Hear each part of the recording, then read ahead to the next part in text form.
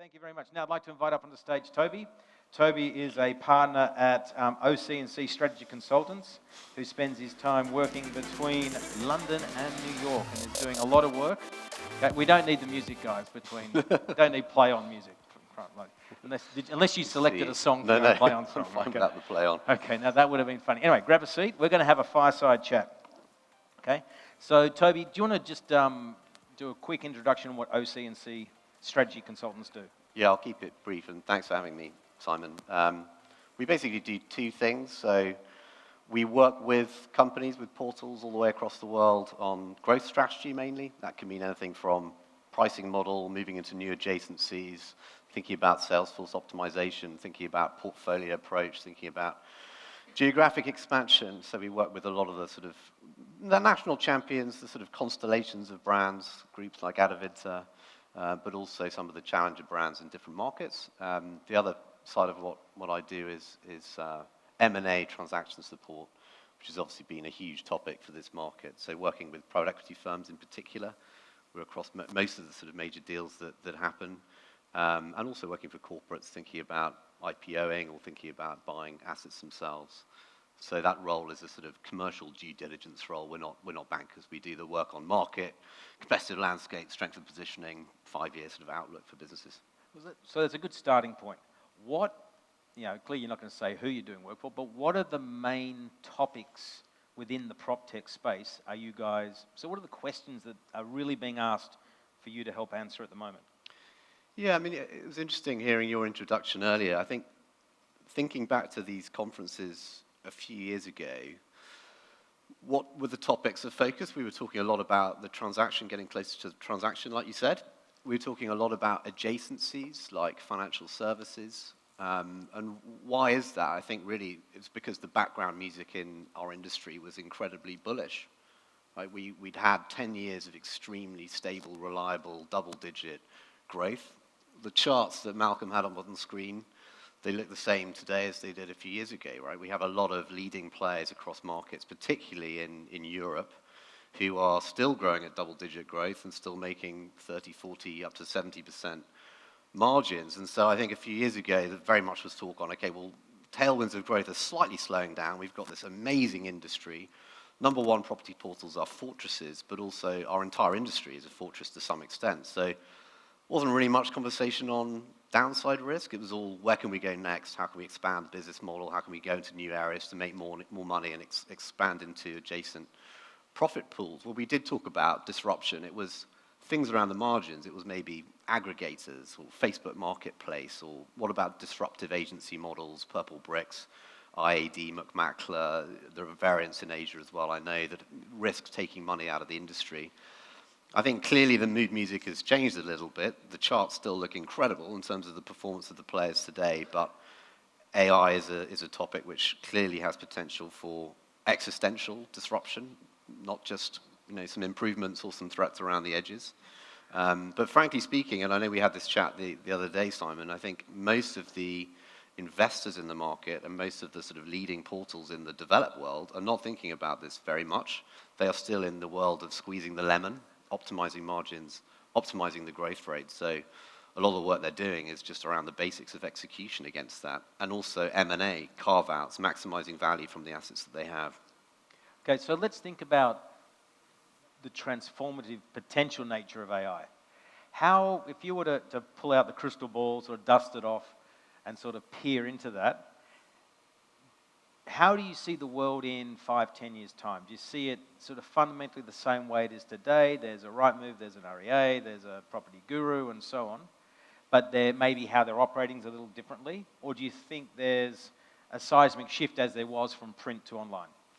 Yeah, I think that obviously there's loads of innovation which is happening, and I'm not trying to be dismissive of all the stuff that portals and people in this room are doing to optimize the communication between agents and the portals so that they can self-serve more easily or surface insights about their customers more easily.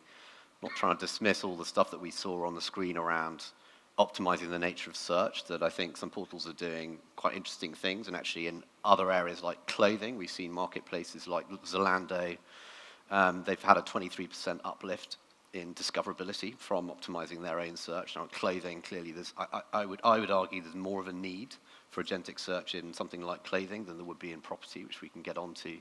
The litmus tests for me are, number one, is there something where a number two portal in a fairly competitively entrenched market can radically shake up the competitive dynamics in a way that challenges the number one portal positioning, which again, we haven't seen in developed markets for 10 years. And number two, is there something which could fundamentally disintermediate the role that the portal has in terms of aggregating inventory on the one hand of the marketplace and aggregating consumers on the other? And I think it's hard to imagine that in 15 years' time, I think it comes down to time frame, right? It's hard to imagine 50 years' time we'll still have the same status quo. In terms of time frame, on the one hand, you'd argue this proposition fundamentally for the consumer hasn't changed in 10 years. You'd argue that there are some players, particularly again in developed markets, who are making extraordinary margins, which often is sort of a sign that an industry is ripe for disruption.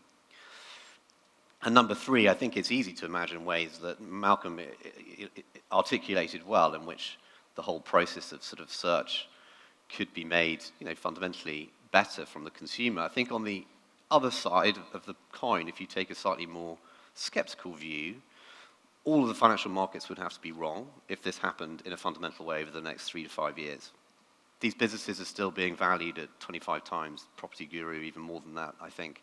In the public markets, the multiples are still extraordinary. The private equity firms are still buying these businesses for huge amounts of money. So that entire industry could be wrong, right? And they'd be wrong before. But it wouldn't be the first time they were wrong. It would not be the first time they were wrong. Look at what happened to Zillow and the iBuyer model, and the valuation went through the roof, and it was like we could all see that the iBuyer model had some fundamental flaws in it, but the equity markets still love the opportunity, or the potential opportunity. The financial markets clearly have been wrong before, completely agree, and we all know that there are also some different incentives in the private equity model at play as well. But I think that's the first thing. The second thing I'd say is that you use newspapers, and I'm guessing you mean kind of regional classified, print classified as an example there. I'd just make the simple point that I don't think the experience for the consumer is that bad today. There are lots of things that we do in our online lives which really need AI to fundamentally transform it, because it's a terrible experience today. There are lots of online marketplaces experiences which are really bad and consumers hate it today. I do a lot of work in dating apps. The NPS scores for all the major dating apps are terrible. People have an awful experience. The monetization model, fake profiles, the dating experience is just fundamentally like corrupted in many, many ways. And that is resulting in real stagnation in terms of the performance of those players. And it's resulting in, I think, an industry where it's very, very ripe for disruption. I don't think you'd say that about property portals. I think the paradigm shift from I need to go and find a regional newspaper, go to the back pages and look through lots of black and white listings of properties, versus I've got one national website which has everything under one roof and I can click in and it's colorful and I can see. That is a paradigm shift which, there's just, it's just black and white, right? The difference for the consumer. I don't think any of the stuff that we're envisaging so far in terms of having a conversation with a chat agent that then automatically surfaces a bunch of listings with much more unstructured ability to find me a place with a nice view, as Malcolm was saying, in Singapore, or proximity to good schools. Clearly that is better than the experience today, you'd argue. But I don't think it's a paradigm shift. I don't think it's a quantum leap. And again, we might just be not being imaginative enough. It doesn't feel to me a quantum leap. I think the other thing I'd say is that, what's the old quote around the future's already here, it's just unevenly distributed. I think in terms of agentic search in property, it feels like it's not here quite now, perhaps, but it will, I suspect you're right, be here quite soon, but it'll be very unevenly distributed. I think there are lots of people for whom scrolling through listings, using a map interface and then getting alerts is fine and will continue to be absolutely fine for the foreseeable future. There are clearly edge cases when you're looking for something and you don't have a particularly well prescribed search, or you're looking for a place in Singapore and you don't know the market very well, where actually, or you're looking for a holiday home abroad, that is much more compelling to me. But I think for the vast majority of consumers, I think I just question the time frame at which this is going to fundamentally disrupt the industry. So let's imagine that agentic search does come along. I can't see why it's just going to vaporize and disappear. Yeah. And having an always-on search agent working for you. Remember, it's always on, it's always in the background. and it will surface things that you've never seen before or you didn't think about. It'll help you discover rather than just search for something. If that does go in that direction, what impact does that have for the current industry players? Does it drive more traffic to them, like an SEO type product? Or does it potentially drive traffic around them to sources of listings, like an agent's website? I think that the near-term threat is presumably that the advantage of brand, which is hugely important in this industry, get eroded. And so if it is integrated into an AI agent that I'm using, which isn't embedded within a portal, but I'm using it as my sort of primary interface for doing that job of property search, then it can surface properties from lots of different portals. It can potentially surface properties directly from the agents and developers themselves. And that fundamentally does cause issues for the leading portals in each market who are relying on brand awareness and first choice usage for consumers. That means that there'll be a dispersion of leads. If fundamentally the agents are still transferring the consumer through to portals, but it's just a dispersion of portals, then the leading player advantage is disrupted.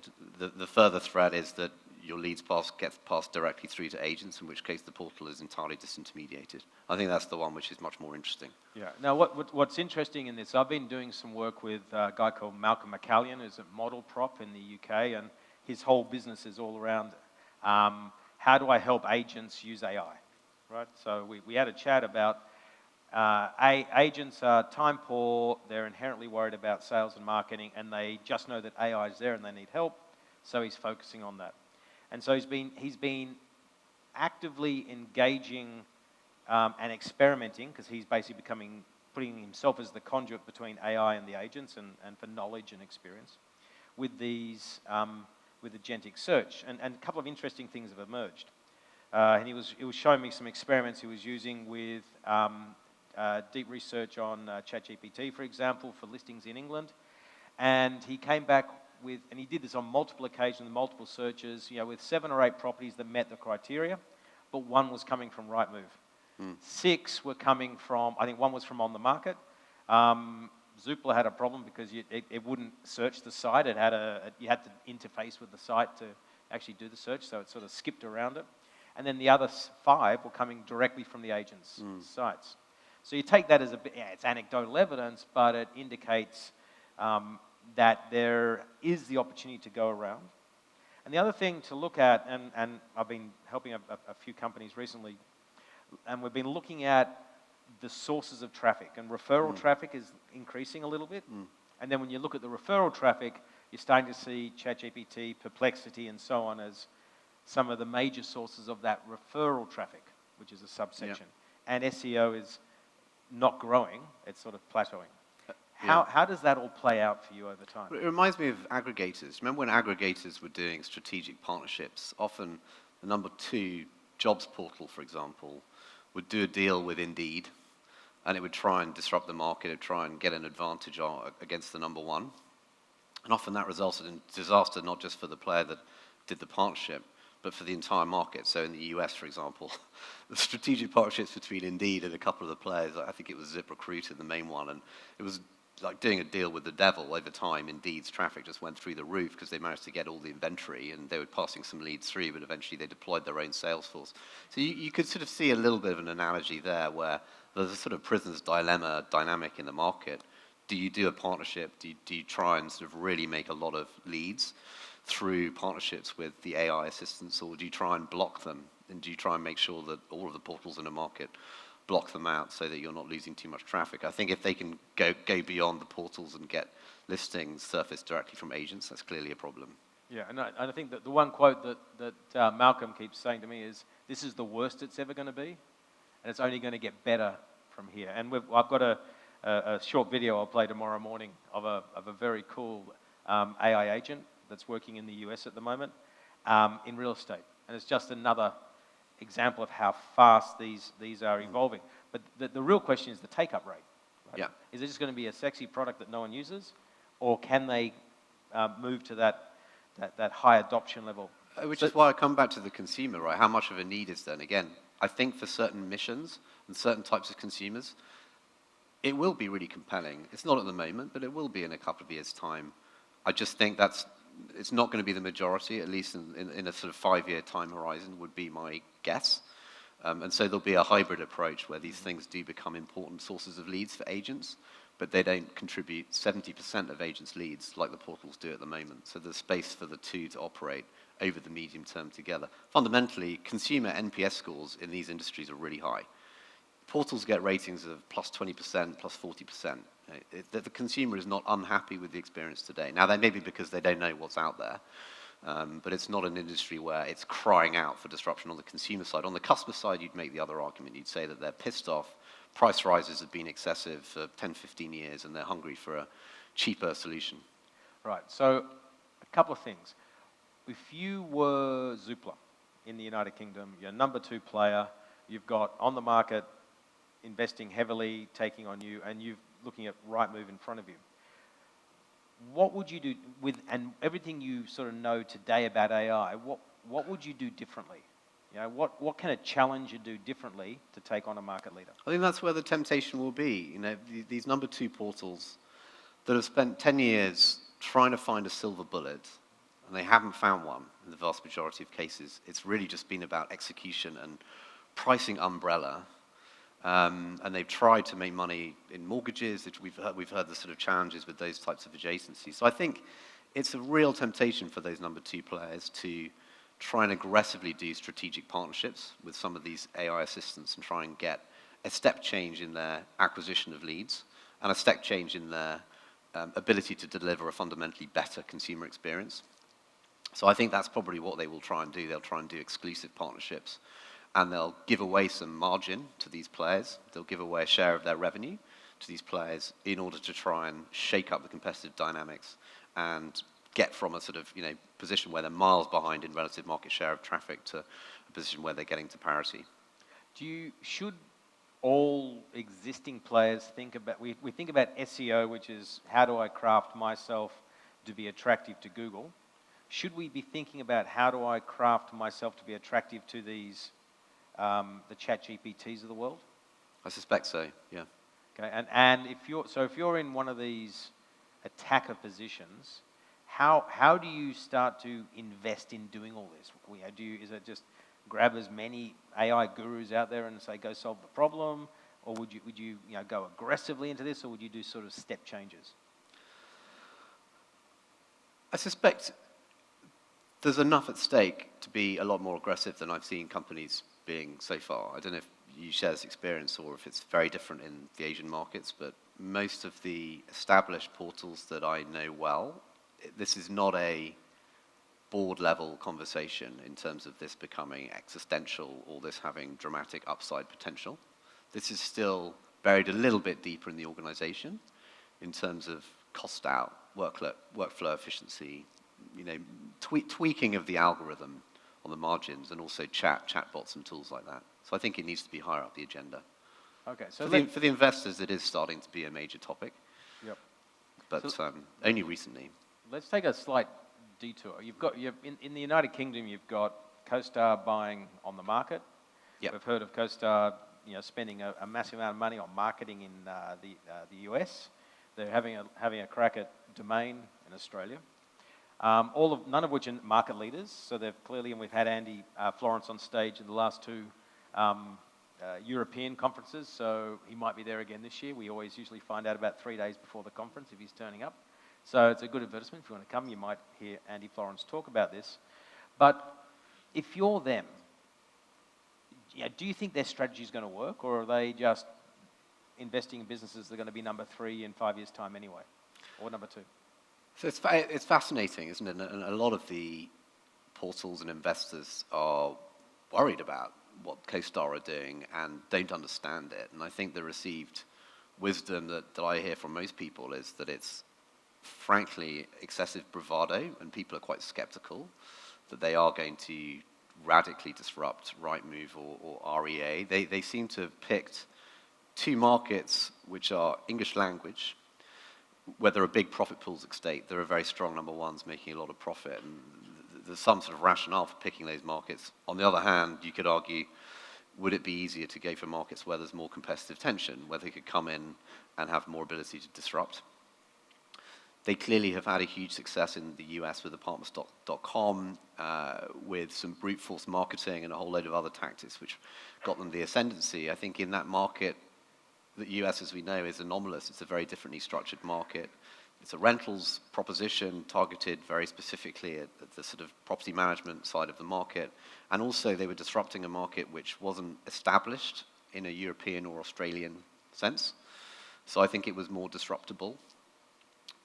There's nothing which tells you that they couldn't invest irrationally. They clearly have longer time frames than most of the time frames that we're used to dealing with public listed businesses in Europe and Australia, or private equity owned businesses. So are they just taking a 5-10 year approach rather than a 3 to 5 year approach? But again, the work that we did in the UK market recently, it would take a bit of a moonshot, absent some sort of paradigm shift from AI, to really disrupt Rightmove's position. If they invested very heavily in marketing for the next few years, that could move Rightmove to try to neutralize that by spending more themselves, and that would hurt Rightmove's EBITDA.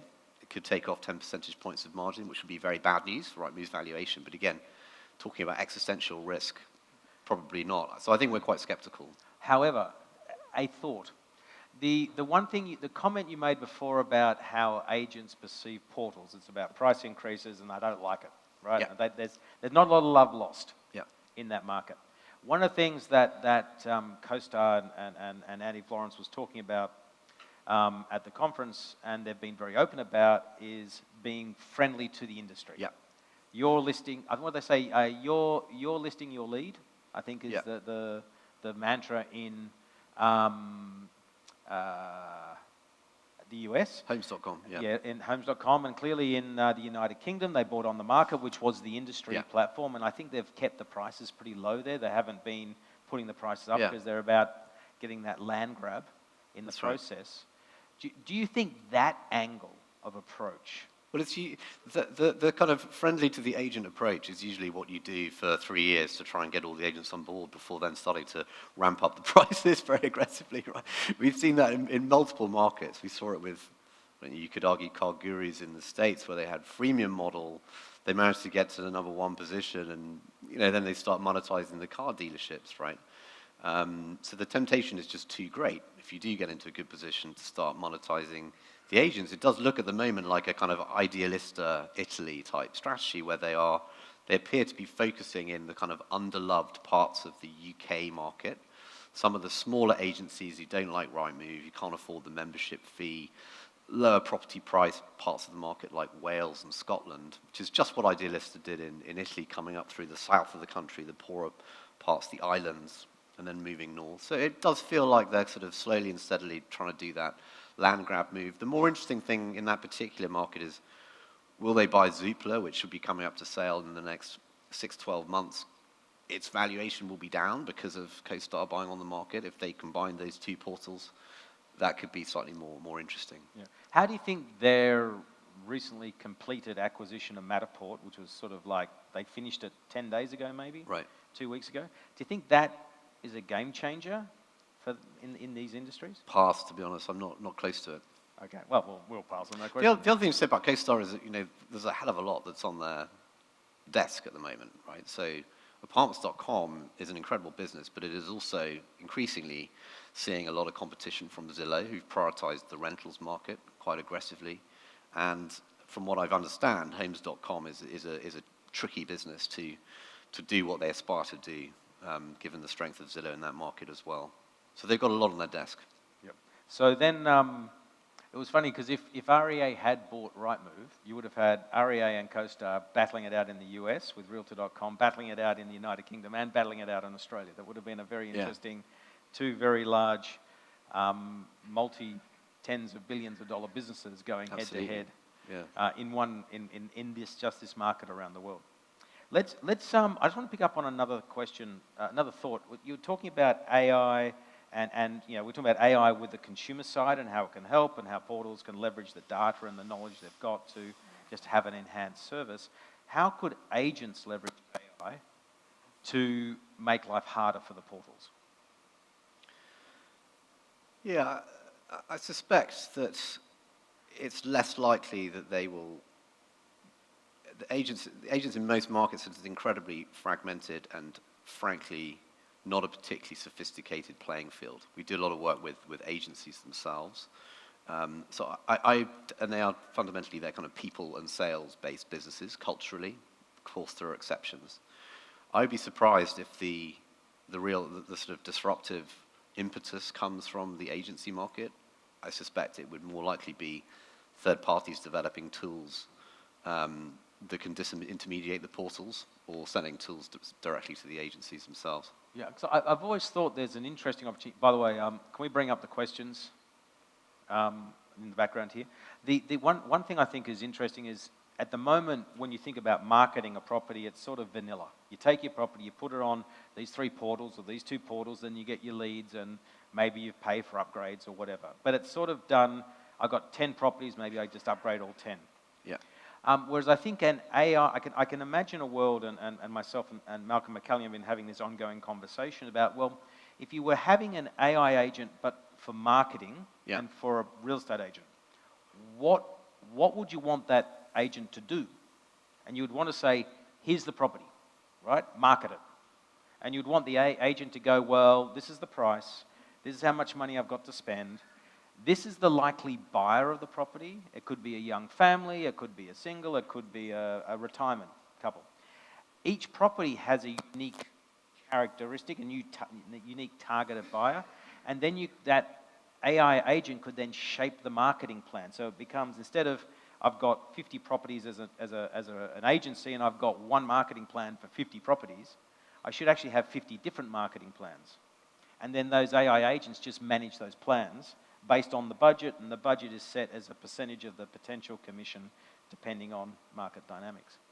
Could you see that starting to disrupt the industry? Saying, well, you know what, I don't need to have a feature property on Rightmove because I've just got to be there, and I'm going to take that extra money and put it onto, I don't know, Facebook or some other channel. I think it's really interesting, particularly if it has the ability to market across channels which aren't just the portals. If it can get your property up on the social feeds as well, I think it could be really interesting. The only thing I'd say counter to that is agents in general have been quite allergic to pricing models which are too sophisticated and complicated for them to understand and result in unpredictability in terms of how much they're spending. So Seek in the jobs portal market in Australia has an amazingly sophisticated dynamic pricing model incorporating how hard is it going to be for me to place this job, how much competition is for other portals, so how much can I charge as the portal, how valuable is it for a company to have this job filled, etc. Right? And it's a sort of credits-based model, and it's working quite well. But I think in property, most of the agents prefer a lot more simplicity. So if it includes a sort of highly dynamic, how much am I paying each week for a property and a bit of lack of visibility over that, then it might be trickier to sell. Now, what's interesting is each market has different characteristics, and interesting fact I discovered the other day. I was chatting to someone about Uzbekistan. Don't know why, but it came up in conversation with someone from there. And we're talking about, well, what's the dominant way in which properties are marketed in Uzbekistan? Here I'm going, well, a property portal, maybe a horizontal, I think OLX is there. They went, no, Telegram. Yeah. 50+% of all the sales are done via Telegram. Agent have these chats. There's dynamics built into Telegram as the channel.